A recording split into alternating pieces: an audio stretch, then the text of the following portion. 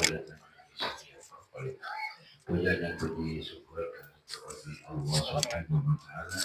Allah yang Maha Pengasih, Maha Penyayang, puji usahakan berupa nikmat Islam, nikmat iman dan nikmat ibadah. Allah wabil khusus nikmat kesempatan sehingga alhamdulillah kita semua dapat berkumpul di majelis ini untuk melaksanakan sholat subuh berjamaah dan juga kemudian kita akan melanjutkan dengan talabul ilmi yang insyaallah akan disampaikan oleh guru kita yaitu Fadzil. Salawat serta salam tercurahkan ke baginda alam Nabi Muhammad SAW beserta keluarga dan sahabatnya, dan juga kita mendapat syafaat dari beliau. Untuk itu mari kita sama-sama menyimak dan materi pada hari ini akan disampaikan oleh guru kita. Assalamualaikum warahmatullahi wabarakatuh.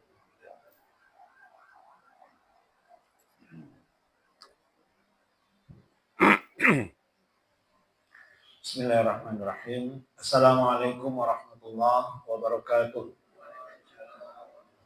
Alhamdulillah wassalatu wassalamu ala Rasulillah.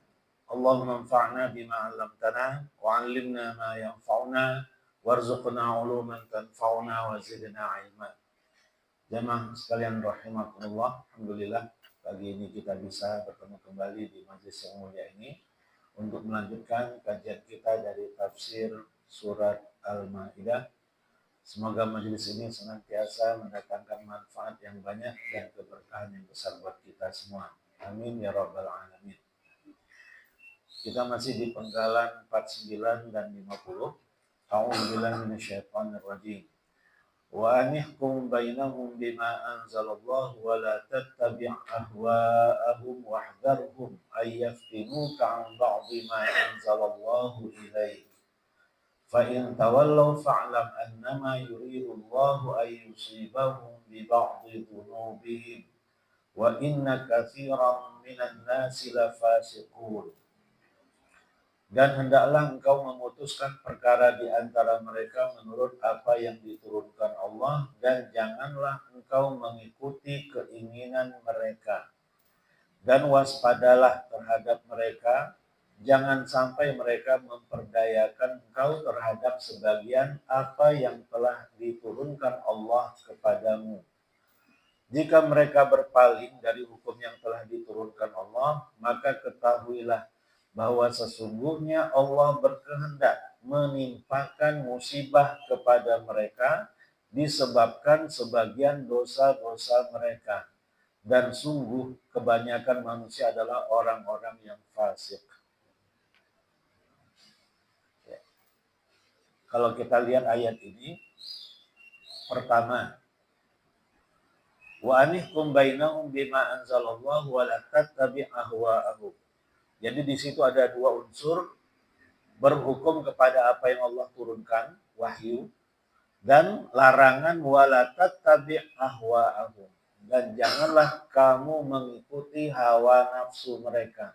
Keinginan-keinginan mereka jangan dituruti. Dalam kehidupan ini, dengan demikian, hanya ada dua. Kita ikut wahyu atau kita ikut hawa nafsu. Kalau bukan yang pertama, pasti yang kedua. Jadi nggak ada pilihan yang lain. Tidak ada pilihan yang ketiga. Ya, dalam kehidupan ini, kita ikut Al-Quran dan cabang-cabangnya, ya, as-sunnah, ya, pendapat sahabat, dan seterusnya. Kita mau ikut Al-Quran atau mau ikut hawa nafsu kita. Cuma dua itu pilihannya. Kalau kita tidak ikut Al-Quran, berarti kita sedang ikut hawa nafsu. Hawa nafsu itu bisa jadi hawa nafsu orang yang berkuasa, ya, atau hawa nafsu kita sendiri. Kita tahu kebenaran, tapi kita tidak mau mengamalkannya, berarti itu hawa nafsu. Ya. Atau kita tahu kebenaran, tapi kita tidak punya wewenang untuk menerapkan kebenaran itu. Karena kekuasaan orang-orang yang mendahulukan hawa nafsunya. Yang penting kita tidak punya niat untuk mengikuti hawa nafsu kita. Kita hanya punya niat untuk mengikuti Al-Quran.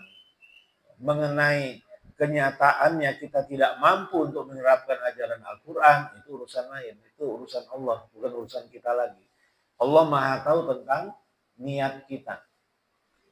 Itu yang pertama. Kemudian ada 3 di sini. Yang kedua, wahdharhum ayyaftinuka an ba'dhi ma anzalallahu ilaik.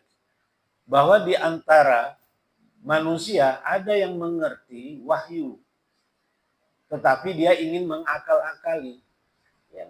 Mereka mengakal-akali bagaimana supaya tindakan mereka itu mirip-mirip wahyu, padahal bukan. Jadi ada pihak yang seperti itu. Ya.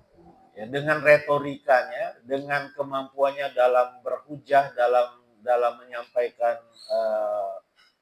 argumentasinya, alasan-alasannya, seolah-olah apa yang dia sampaikan itu benar, ya. Padahal akal-akalan. Itu yang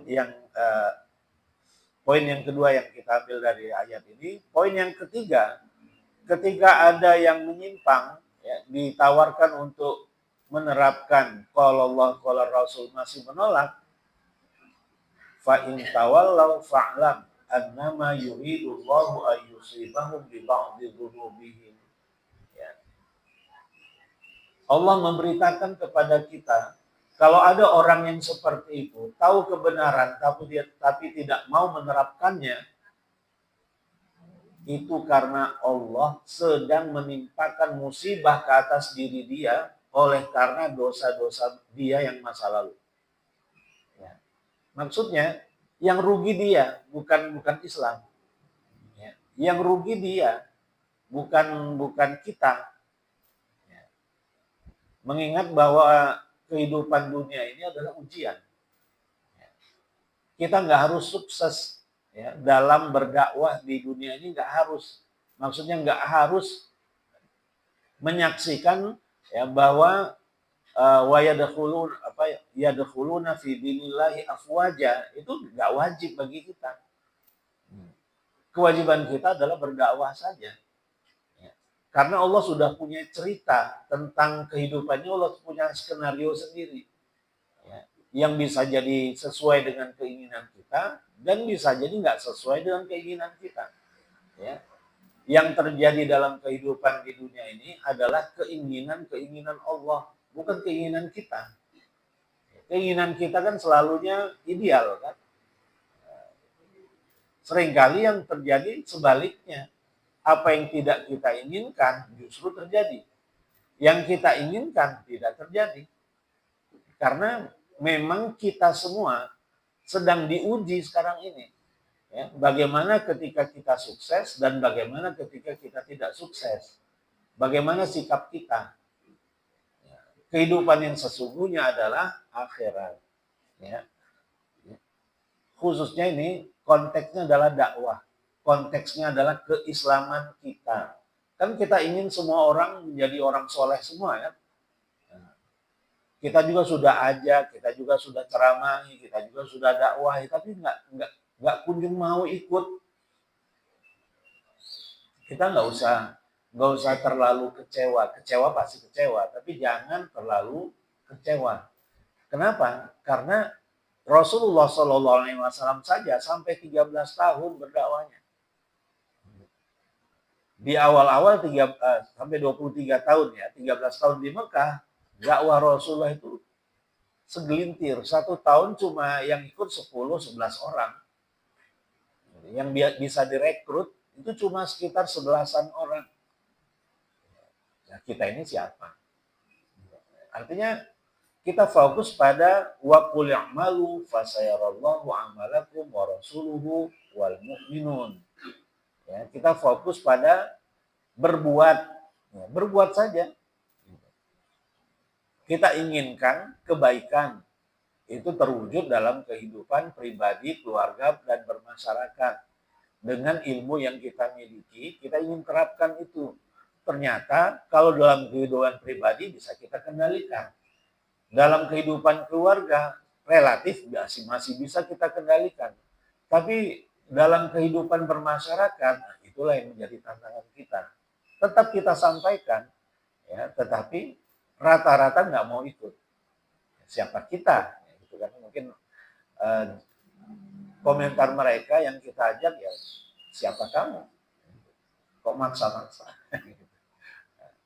Nah, itulah tantangan namanya. Kita tidak harus berhasil, tapi kita harus berbuat. Ya. Yang Allah akan hitung dari kita kelak di akhirat adalah sejauh mana kita berbuat. Gitu. Bukan sesukses apa kita, bukan. Ya. Kita nggak wajib sukses. Yang wajib adalah beramal, berbuat. Ya.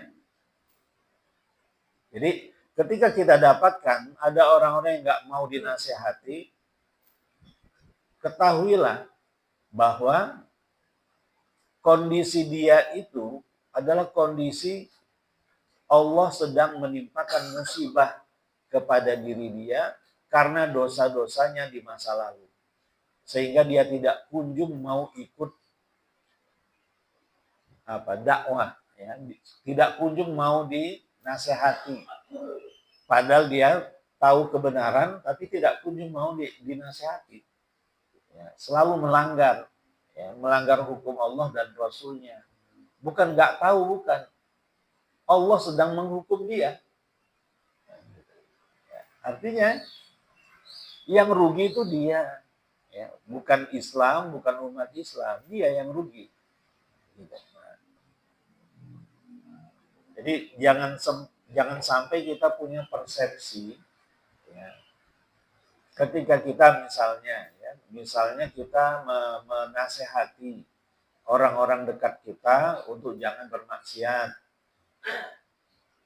Ternyata ya tetap saja seperti itu. Kita kemudian berkecil hati, menganggap bahwa kita tidak sukses. Tidak. Ya. Selama kemaksiatan, kemungkaran itu ada, kita lihat dengan mata kepala sendiri, kewajiban kita adalah amar ma'ruf nahi mungkar. Dalam beramar ma'ruf nahi mungkar, kita bisa berhasil, sukses, dan bisa jadi tidak berhasil. Yang penting kita laksanakan, bukan suksesnya, bukan. Ya. Contohnya ini yang sering ditanyakan, ya biasanya di majelis taklim tuh ada curhatan dari ibu-ibu. Gimana kok suami saya itu kok susah disuruh sholat? Ya. Jawabannya seperti itu. Pokoknya ketika terjadi kemungkaran, ingatkan, suruh sholat. Dia mau sholat, alhamdulillah. Nggak mau sholat, itu urusan dia. Gitu. Ya. Jadi nggak harus sukses. Ya. Amar ma'ruf nahi mungkar itulah yang menjadi kewajiban. Ya. Mengenai apa yang kita perintahkan, apa yang kita dilaksanakan, nah, itu urusan lain. Itu urusan hidayah dari Allah, bukan urusan kita. Urusan kita sudah kita laksanakan. Kewajiban kita sudah kita laksanakan. Cuma dalam kehidupan berkeluarga, ya itu akan berlangsung lama. Setiap hari bisa jadi. Setiap hari harus amar ma'ruf nahi mungkar. Gitu. Ya. Makanya milih pasangan itu yang harus soleh, soleha. Ya. Supaya nggak capek. Gitu. Ya. Jadi sejak awal yang dipertimbangkan adalah kesolihan. Ya. Bukan masalah-masalah yang lain atau unsur-unsur yang lain. Afa hukmal jahiliyyati yabghun wa man ahsanu minallahi hukman liqaumi yuqinun. Apakah hukum jahiliyah yang mereka kehendaki? Hukum siapakah yang lebih baik daripada hukum Allah bagi orang-orang yang meyakini agamanya? Allah Subhanahu wa taala mengajak kita berpikir. Sebenarnya hukum siapa sih yang lebih baik di dunia ini? Padahal kita tahu yang menciptakan dunia ini, menciptakan alam semesta adalah Allah. Yang menciptakan bumi Allah, yang menciptakan manusia Allah juga. Ya. Yang menurunkan Al-Quran Allah. Kemudian Allah dengan firman-Nya Ar-Rahman 'allamal Qur'an, khalaqal insan, 'allamahul bayan. Ya. Artinya Al-Quran itu Allah turunkan karena kasih sayangnya, karena rahmatnya. Karena Allah bersifat Rahman, itulah Allah turunkan Al-Quran sebagai panduan bagi kita untuk hidup di dunia ini supaya kita tidak tersesat. Gitu. Kok malah panduannya dijauhi?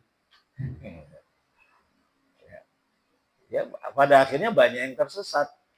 Bahkan orang-orang yang tersesat itu tidak merasa dirinya tersesat. Itu musibah.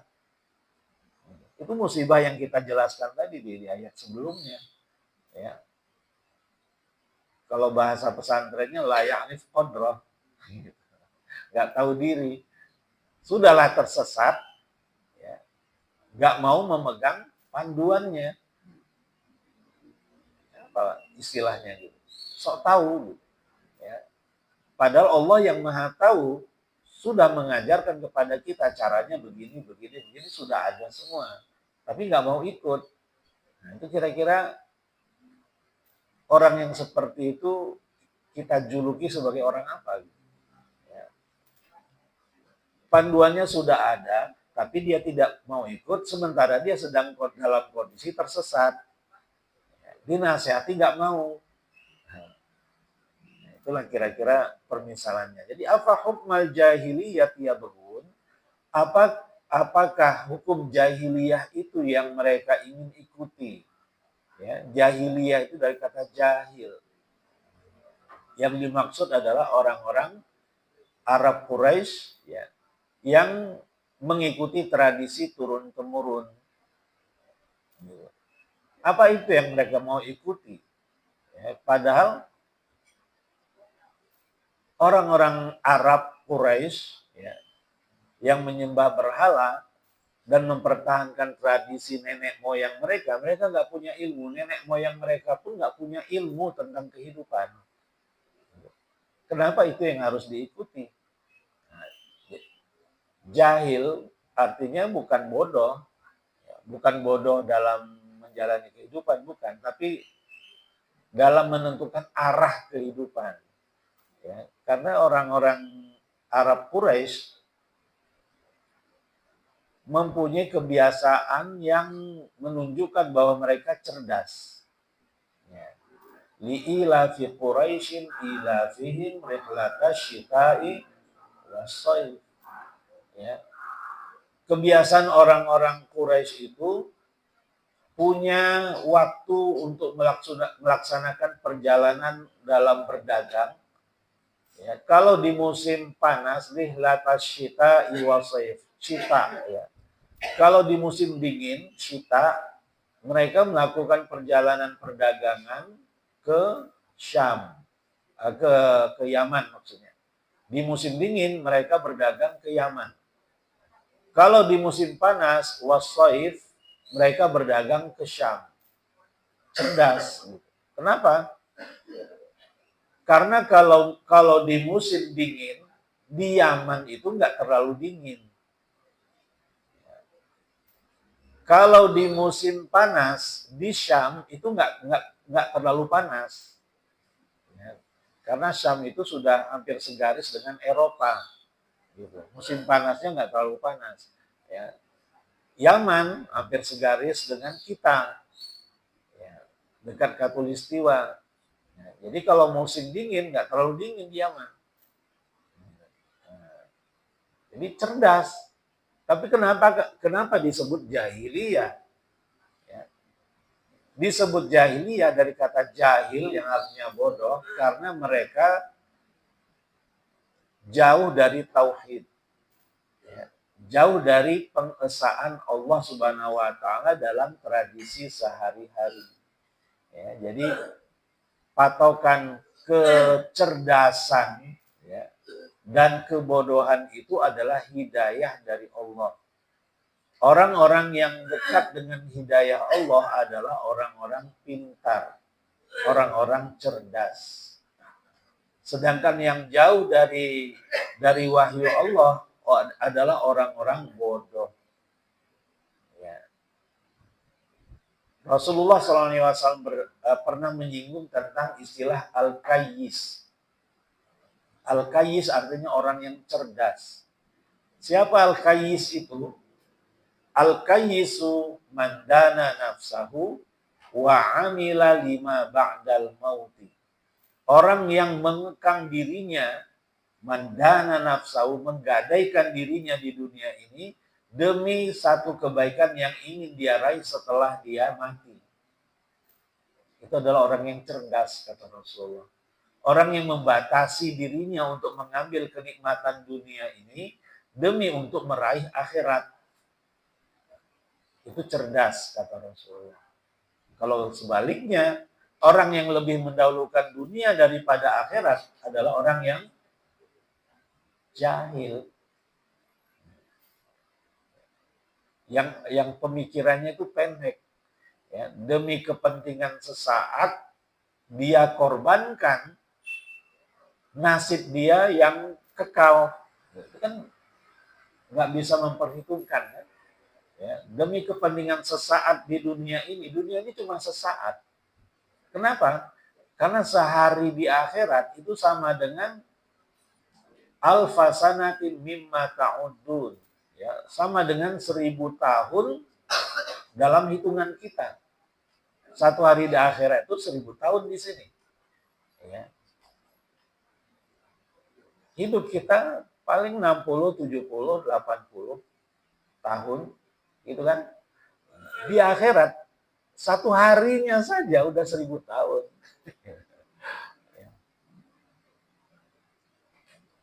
Gimana dengan bertahun-tahun di akhirat? Jadi, orang yang lebih mementingkan dunia adalah orang bodoh, jahil, dungu. Sedangkan orang yang lebih mementingkan akhirat, kelihatannya dia kok membatasi sekali. Ya. Padahal ada keuntungan yang besar kalau dia ngambil itu, dia keuntungan yang besar dan seterusnya. Tapi dia enggak, dia batasi dirinya. Itu bukan orang bodoh, itu orang yang cerdas. Jadi lebih mengedepankan akhiratnya, memprioritaskan akhiratnya daripada dunianya. Ya, wal akhiratu khairul laka minal ula. Ya. Jadi afa hukmal jahiliyati yabghun wa man ahsanu minallahi hukman liqaumi yuqinun. Ya. Itu tadi yang menetapkan hukum dan yang mengelola, ya, yang merancang kehidupan dunia ini kan Allah. Ya. Yang paling tahu tentang karakter kehidupan dunia ini Allah, karena Allah yang menciptakannya. Termasuk Allah juga yang menciptakan manusia. Ya. Dan pastinya Allah sangat tahu tentang karakter manusia ciptaannya itu. Tapi Allah Maha Rahman. Allah beri petunjuk kepada manusia supaya tidak tersesat menjalani kehidupan di dunia ini, yaitu Al-Quran. Tapi nggak mau ngambil. Manusianya nggak mau mengacu kepada Al-Quran. Kira-kira apa sifat yang pantas untuk orang yang seperti itu? Selain jahiliyah, ya, bodoh. Ya. Baik.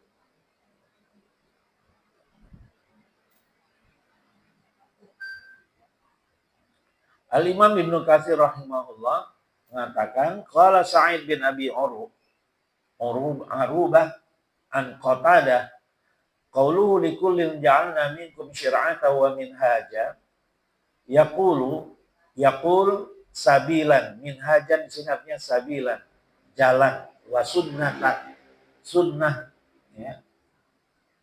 Secara bahasa sunnah artinya tradisi.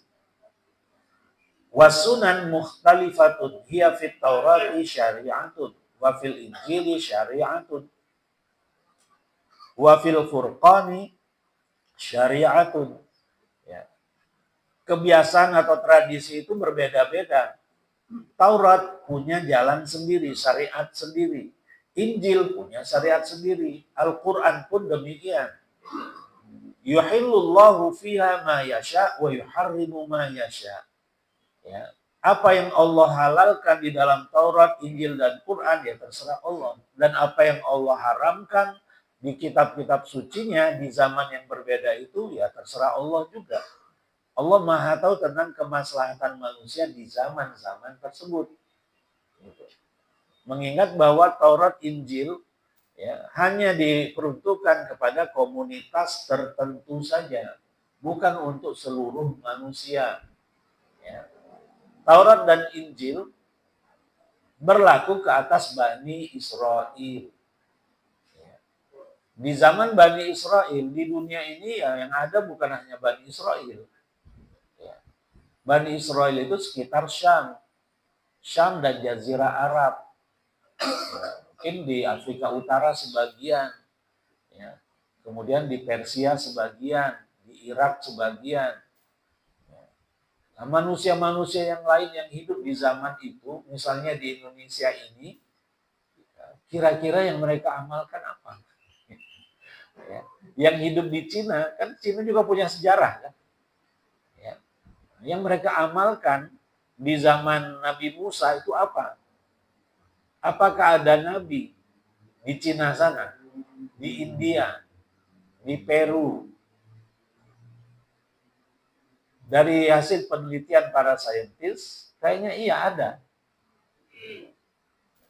Sampai sekarang yang santer ya, sebenarnya itu isu lama ya. Siddhartha Gautama itu adalah Nabi Zulkifli. Ini isu yang sudah saya dengar sejak saya di pesantren. Ya, nah, sekarang semakin mencuat lagi. Ya, setelah tembok Cina sebagiannya itu akan ada longsor, roboh. Ternyata ada peninggalan masa lalu di bawahnya. Ya, wallahu alam. Bahkan ada yang mengatakan Borobudur itu peninggalan Nabi Zulkifli. Ya kita nggak usah sejauh itu. Yang penting sekarang udah ada Al-Quran, udah selesai. Kita ikut Al-Quran, nggak usah cerita masa lalu lagi. Masa lalu udah selesai. Itu cuma menambah keyakinan kita saja, ya, bukan sebagai hal yang utama. Yang utama bagi kita Quran dan Sunnah, ya, bukan Nabi Zulkifli oleh siapapun gitu. Kita sudah punya Al-Quran, alhamdulillah. Jadi nabi-nabi itu banyak. 124.000 orang nabi di dunia ini dalam sejarah. Dan yang berkualifikasi sebagai rasul dari nabi sebanyak itu ada 313 orang. Sementara yang kita tahu cuma segelintir. Kan? Karena memang Allah tidak mewajibkan kita mengetahuinya. Yang kita harus imani cuma 25 orang nabi dan rasul. Enggak seluruhnya rasul itu yang 25 itu. Yang 25 itu sebagiannya nabi, sebagiannya rasul. Setiap rasul pasti nabi. Nabi belum tentu rasul. Ya. Karena nabi jumlahnya 124.000 orang, yang berkualitas sebagai rasul cuma 313 saja. Selebihnya itu di mana? Ya alhamdulillah Allah tidak menuntut kita untuk mengetahuinya. Cukup mengimani 25 itu saja. Ya. Yang kemudian kita harus yakin bahwa Allah Subhanahu wa Ta'ala tidak menzolimi manusia, tidak membiarkan manusia itu mencari-cari sendiri jalan hidupnya. Allah Rahman dan Rahim. Ya. Bisa jadi setiap bangsa yang pernah ada dalam sejarah mereka sudah punya nabi. Ya. Orang Indian itu ternyata dari cara hidup mereka itu mengarah kepada mirip-mirip ajaran para nabi. Gitu. Ya, cuma nggak pernah diekspos kan. Ya, apa ada sejarah orang Indian? Ya, jarang-jarang diekspos. Kenapa? Karena Amerika takut tersinggung. Nggak mau dia ada orang yang menyinggung tentang sejarah mereka. Ya, bahwa Amerika itu adalah penjajah. Ya, yang menguasai daratan Amerika Utara. Yang sebenarnya penduduknya adalah Indian, bukan Amerika. Australia pun demikian, penduduk aslinya aborigin. Bukan orang-orang berkulit putih. Orang-orang berkulit putih itu penjajah. Gitu. Ya. Begitu juga di Israel, mirip. Jadi modusnya sama. Ya, di Israel itu bukan aslinya itu adalah yang punya kebangsaannya Arab. Jadi Taurat, Injil, Al-Quran itu punya syariat masing-masing. Di dalamnya Allah menghalalkan sesuatu, tapi yang di kitab suci lainnya haram. Ya. Di satu kitab suci haram, di kitab suci yang lain halal. Ya. Di zaman Nabi Nuh alaihissalam, pernikahan itu boleh dilaksanakan antara saudara kandung. Karena terbatasnya jumlah manusia yang tertampung di kapal Nabi Nuh. Maka itu dibolehkan dalam syariat Nabi Nuh. Ya, yang tidak berlaku lagi di zaman Rasulullah SAW. Ya, jadi syariat itu berbeda. Liya'lama man yuti'uhu mimman ya'sihi. Ya, kenapa Allah jadikan ada halal, ada haram? Untuk supaya jelas siapa yang beriman, siapa yang tidak beriman. Siapa yang loyal, siapa yang tidak loyal. Akan kelihatan di sana. Wad-dinul ladzi la yaqbalullahu ghairahu at-tauhid wal ikhlas lillah alladzi ja'at bihi jami'ur rusul alaihi wassalatu wassalam. Dan supaya jelas juga siapa yang mengikuti cara hidup, din, ya, kita terjemahkan dengan kata agama, yang Allah terima. Dan Allah tidak terima selain dinnya, selain Islam. Inna dina indallahil Islam. Selain Islam Allah tidak terima. Kemudian siapa yang ikut tauhid, yang ikhlas hanya untuk Allah, lillahi ta'ala, siapa yang tidak, itu akan ketahuan. Ya, ketika Allah menetapkan ini halal, ini haram. Ya. Dan kita tidak diwajibkan untuk mengetahui hikmahnya apa. Kenapa ini dihalalkan, ini diharamkan. Kenapa Allah menciptakan babi, tapi babi diharamkan? Ya untuk apa diciptakan kalau diharamkan? Itu kan pertanyaan orang-orang yang sok kritis. Ya. Kalau kita, ya, karena semuanya ciptaan Allah, ya terserah Allah mana yang Allah bolehkan untuk kita ambil dan mana yang tidak boleh. Terserah Allah. Karena semuanya milik Allah. Gitu. Mengenai hikmah, ya kita punya keimanan. Apapun yang Allah perintahkan pasti baik. Apapun yang Allah larang pasti buruk. Itulah fungsi keimanan itu di situ. Tapi banyak manusia yang sombong, mengira bahwa semuanya itu bisa dia pikirkan. Semuanya itu bisa dia logikakan. Inilah yang pada akhirnya akan tersesat orang-orang yang mendahulukan logika. Jadi suruh sholat, ya ayo sholat. Saya tidak mau sholat sebelum tahu hikmah sholat itu apa. Kenapa saya harus sholat? Itu orang yang sombong, gitu. Yang merasa logikanya itu bisa mencerna semuanya. Wa khuliqal insanu dha'ifa. Manusia itu diciptakan dalam kondisi yang lemah. Ya. Untuk mengimbangi kelemahannya itulah, ya, Allah berikan ajaran yang namanya iman. Ya. Kalau kita sudah iman, kita tetap menikmati dalam tanda kutip kelemahan kita. Ya. Segala bentuk kelemahan kita bisa kita nikmati kalau kita iman. Ya. Makhluk-makhluk Allah yang lain banyak yang lebih kuat dalam sisi-sisi tertentu dibanding kita. Ya, ikan bisa berlama-lama bahkan seterusnya berada di air. Kita nggak bisa berlama-lama di air. Dia lebih kuat di air dibanding kita. Gitu.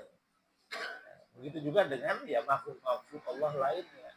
Cuma manusia ya, punya fitrah, punya akal. Ya. Itu yang tidak dimiliki oleh makhluk-makhluk Allah lainnya. Apalagi Allah yang menetapkan laqad khalaqnal insana fi ahsani taqwim. Ya. Kemudian Allah jadikan manusia sebagai khalifah, sebagai pemeran utama kehidupan di dunia ini. Selebihnya makhluk-makhluk Allah lainnya adalah sebagai pemeran pembantu untuk nikmatnya kehidupan khalifahnya di muka bumi ini. Dan Allah tundukkan makhluk-makhluk yang lain untuk melayani khalifahnya manusia. Ya, yang dengan demikian kita dibenarkan menyembelih ayam, menyembelih sapi, menyembelih kambing untuk kita makan. Karena memang Allah tundukkan mereka untuk kita. Ya. Jadi nggak boleh kita pakai logika kita sendiri ya, untuk mencerna apa-apa yang ada di sekeliling kita. Karena petunjuknya sudah Allah berikan. Kita hidup, kemudian Allah beri kita petunjuk. Yang ini boleh, ini boleh, ini boleh. Nah, ini nggak boleh. Petunjuknya Al-Quran. Waqila al-mukhatab bihadil ayah hadil ummah. Dan ada yang berpendapat yang dimaksud di dalam ayat ini adalah kita. Likulin ja'alna minkum syir'ata wa minhaja. Walaupun kata Imam Ibnu Katsir yang benar as-sahih al-awwal. Ya. Maksudnya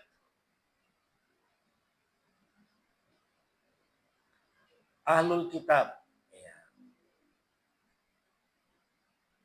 Setiap umat yang punya kitab suci itu yang diajak bicara ya, mukhatab ya. Yang diajak bicara oleh Allah melalui ayat ini. Likulin ja'alna minkum syir'ata wa minhaja. Ya. Setiap umat kami jadikan di antara kalian syariat dan jalan hidup. Di zaman Nabi Musa ada jalan hidupnya. Zaman Nabi Isa pun ada. Zaman Nabi Daud ada. Nah, ketika Rasulullah SAW diutus, ya, itu adalah yang terakhir, pedoman hidup yang terakhir, yang sudah sempurna dan Allah jamin bisa jadi panduan seluruh umat manusia sampai hari kiamat. Jadi punya karakter masing-masing. Jadi pendapat itu yang dikuatkan oleh Imam Ibnu Katsir. Ya. Qaulu ta'ala ba'dahu walau sya'allahu la ja'alakum ummatan wahidah. Ini yang menguatkan bahwa mukhatab yang diajak bicara dalam ayat likulin ja'alna minkum syir'atan wa minhaja adalah seluruh manusia. Ya, seluruh manusia yang punya latar belakang yang berbeda, zaman yang berbeda. Bahwa kalian semua punya syariat dan minhaj, tergantung kalian hidup di zaman siapa. Dan kalau Allah mau, kalau Allah berkehendak, la ja'alakum ummatan wahidah. Allah pasti akan menjadikan kalian umat yang satu saja. Ngapain repot-repot? Sudah jadiin satu saja. Dari sejak Nabi Adam udah sama semuanya. Falau kana hadza khitaban di hadhil ummah ya. Lama sahha ay yaqula walau sya'allahu la ja'alakum ummatan wahidah wa hum ummatu wahidah. Ya, jadi ini buktinya bahwa likulin ja'alna minkum syir'ata wa minhaja ini tertuju kepada seluruh manusia di zaman yang berbeda, yang berada di bawah nabi-nabi, rasul-rasul yang berbeda. Bahwa kalian wahai manusia, kami jadikan setiap kalian itu syariat dan minhaj. Ya. Cara hidup dan jalan hidup. Jadi berbeda-beda zaman Nabi Musa, zaman Nabi Nuh, zaman Nabi Musa, zaman Nabi Daud, zaman Nabi Isa, zaman Nabi Muhammad SAW itu beda-beda syariatnya. Ya. Tapi akidahnya sama. Landasan dari syariat adalah akidah. La ilaha illallah itu. Semua manusia seharusnya sama akidahnya. Walaupun cara hidupnya beda-beda. Karena mereka berada di belahan bumi yang berbeda-beda. Yang punya tuntutan yang berbeda-beda. Tantangan hidup yang berbeda-beda karena mereka punya iklim yang juga beda. Di Indonesia cuma 2 iklim. Sedangkan di Barat, di Eropa, di Amerika mereka punya 4 musim. Di Jepang mereka punya 4 musim. Kebayang kalau punya 4 musim itu berarti pakaiannya pun beda-beda. Di musim panas pakaiannya khusus. Di musim dingin pakaiannya khusus lagi. Di kita mau musim panas, mau musim hujan, itu aja pakai. Dan nggak masalah kan? Ya. Kalau di musim dingin di Eropa kita pakai baju koko, nggak bisa. Jadi pakaiannya khusus. Mereka bukan gaya, bukan, karena memang tuntutannya. Gitu. Kalau orang Indonesia pakai jaket di musim biasa itu udah pasti untuk gaya itu. Kenapa mereka pakai celananya tebal-tebal, jeans? Gitu. Ya, karena memang tuntutan, ya, tuntutan kehidupan mereka di cuaca yang dingin itu memang harus pakai pakaian yang tebal. Jadi pakaian yang seperti itu nggak cocok kalau dipakai di sini. Nah, jadi likulin ja'alna minkum syir'ata wa minhaja. Ya. Jadi khitabnya untuk seluruh manusia, ya. Karena kalau tidak, untuk apa Allah nyatakan walau sya'allahu la ja'alakum ummatan wahidah. Ya. Kalau khitabnya hanya untuk umat Islam, umat Rasulullah, ya. Kenyataannya memang umatnya udah satu, umat Islam. Nah, padahal umat itu banyak, tergantung nabinya. Ya. Jadi pemimpin manusia itu adalah nabi. Ya. Itu sudah diketahui oleh Bani Israel. Ya, ketika mereka mengalami kevakuman kepemimpinan jauh setelah Nabi Musa alaihissalam wafat, ya, mereka minta ke nabi mereka. Jadi nabi di kalangan Bani Israel itu bisa ribuan jumlahnya, ya, agar dimohonkan kepada Allah seorang pemimpin buat mereka. Maka Allah utuslah, maka Allah pilihlah Talut sebagai pemimpin Bani Israel. Ternyata Talut mereka tahu ini bukan siapa-siapa. Bukan keturunan orang terpandang dan juga bukan orang kaya. Artinya Bani Israel punya persepsi pemimpin itu harus kaya dan harus dari keturunan keluarga terpandang. Materialis. Ya, jadi yang paling materialis di dunia ini adalah Bani Israel, ya, yang khususnya orang-orang Yahudi. Itu materialis sekali. Ya, semuanya perhitungannya dari penampakan, dari penampilan, dari harta. Kemudian jalur keturunan. Keturunan siapa dulu? Nah, tapi kemudian dibantah oleh Talut, oleh nabinya, bahwa Talut ini punya kapasitas. Yang dibutuhkan di zaman itu adalah seorang komandan yang bisa memerangi musuh-musuhnya yang fisiknya jauh lebih besar dari mereka, raksasa. Ya, yang sedang menguasai Baitul Maqdis ketika itu adalah golongan raksasa. Ya, tingginya berapa meter? 50 hasta sampai 60 hasta.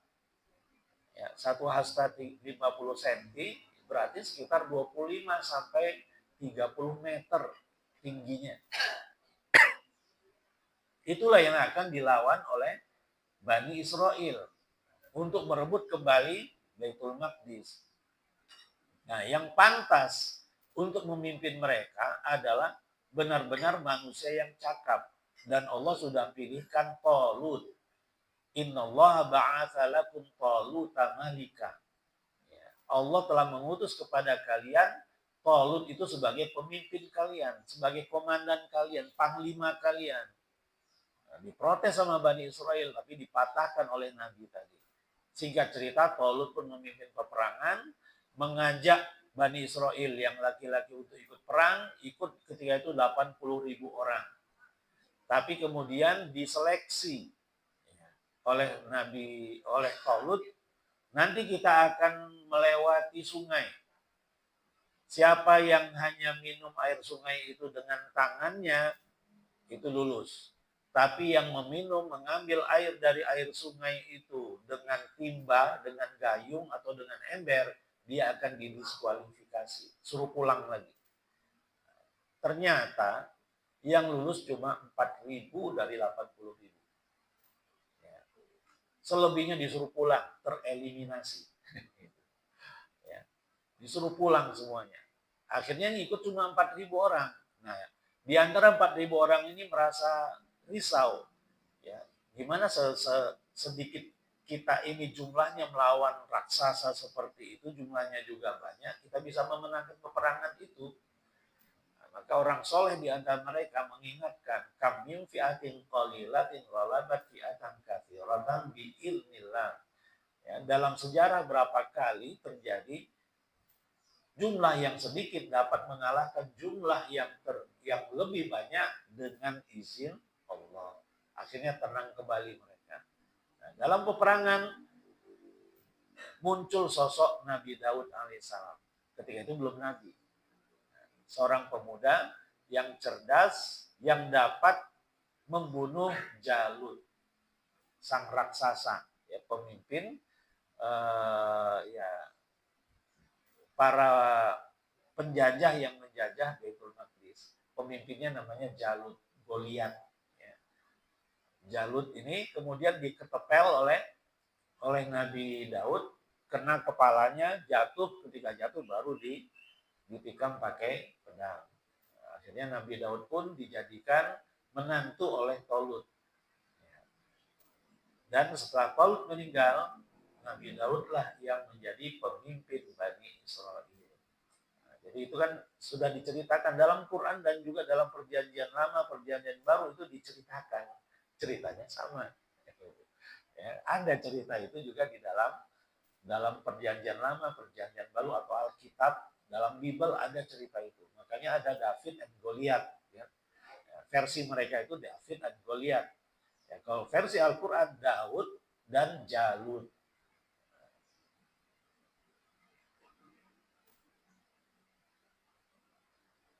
Layun saku syai'un minha walakinnahu ta'ala syar'a likulli rasulin syari'atan ala hidah. Ya, setiap rasul punya syariat. Tapi akidahnya tetap tauhid. La ilaha illallahnya sama, yang beda adalah dalam urusan cabangnya, ya, dalam urusan perbuatannya. Ya. Kalau keyakinannya sama. Tsumma nasakha au ba'daha birisalatil akhar alladhi ba'da. Ya. Setelah datang nabi berikutnya, sebagian syariat Nabi Musa misalnya ada yang dimansuhkan. Bahkan banyak yang dimansuhkan di dalam Injil, tidak berlaku lagi.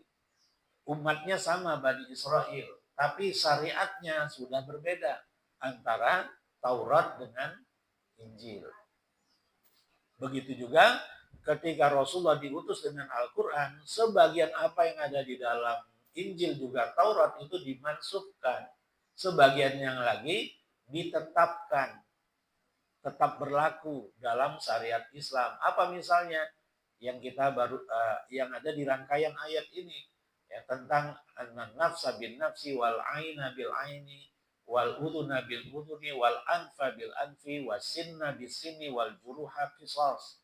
Tentang hukum qisas itu ada di Taurat, tapi ada juga di dalam Al-Quran. Jadi Allah tetapkan hukum qisas itu di dalam Al-Quran, padahal itu sudah pernah berlaku di dalam kitab Taurat, Injil, itu ada hukum itu. Nah, jadi sebagian Allah tetapkan, sebagian lain Allah mansuhkan. Ya. Kenapa? Ya terserah Allah. Gampangnya ya terserah Allah, kan Allah yang mengatur. Ya, Allah yang menetapkan hukum. Inil hukmu illa lillah. Waman apa? Bi ghairi ma anzalallah faulaika humul kafirun zalimun fasiqun. Jadi yang seharusnya diterapkan adalah hukum Allah. Wallahu a'lam bishawab. Sampai di sini dulu pembahasan kita hari ini. Semoga bermanfaat. Tapi di mukaddimah tadi kita sudah ringkaskan. Gitu. Ya, isi dari ayat ini kita sudah tadaburi 2 ayat ini. Selebihnya yang akan kita bahas di pertemuan berikutnya adalah rincian dari apa yang kita bahas. Wabillahi hidayah wa taufiq wal afu minkum. Wassalamualaikum warahmatullahi wabarakatuh.